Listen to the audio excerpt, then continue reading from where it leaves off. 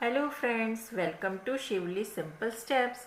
आज हम लोग महात्मा गांधी पर 500 शब्दों का निबंध लिखेंगे।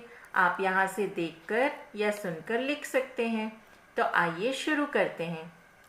राष्ट्रपिता महात्मा गांधी एक ऐसे युग पुरुष थे जिन्होंने यह सिद्ध किया कि अस्त्र शस्त्र से अधिक सत्य, अहिंसा और प्रेम में ताकत होती है। उनका जन्म 2 अक्टूबर 1869 में गुजरात के पोरबंदर नाम के स्थान में हुआ था।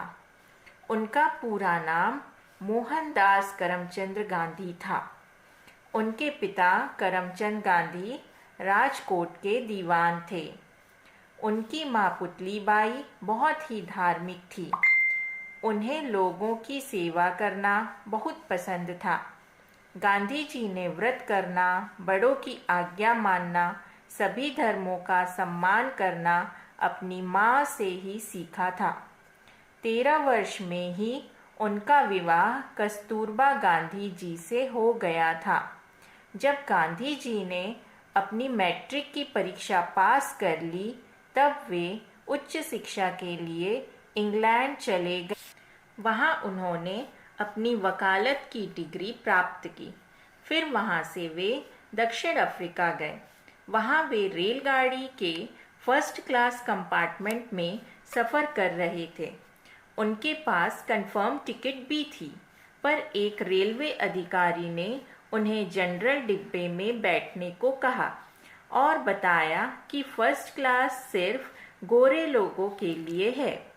विरोध करने पर उन अधिकारियों ने गांधी जी को सामान के साथ बाहर निकाल दिया।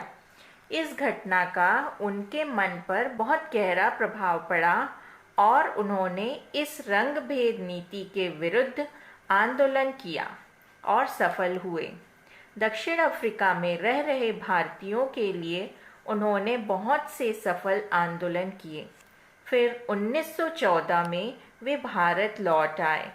जब उन्होंने यहाँ की हालत देखी और अंग्रेज़ों का अत्याचार देखा, तो वे आज़ादी की लड़ाई में जुट गए। उन्होंने अंग्रेज़ों द्वारा बलपूर्वक नील की खेती कराए जाने का विरोध किया। उन्होंने ग्रामीणों, किसानों और हरिजनों के उत्थान के लिए बहुत कार्य किए। उन्होंने स्वदेशी वस्तुओं के उपयोग पर भी बल दिया। एक बार एक महिला की मैली साड़ी देखकर उन्होंने पूछा कि तुम इसे साफ क्यों नहीं करती। तब उस महिला ने उत्तर दिया कि मेरे पास यह एक ही साड़ी है, इसलिए साफ नहीं कर पाती।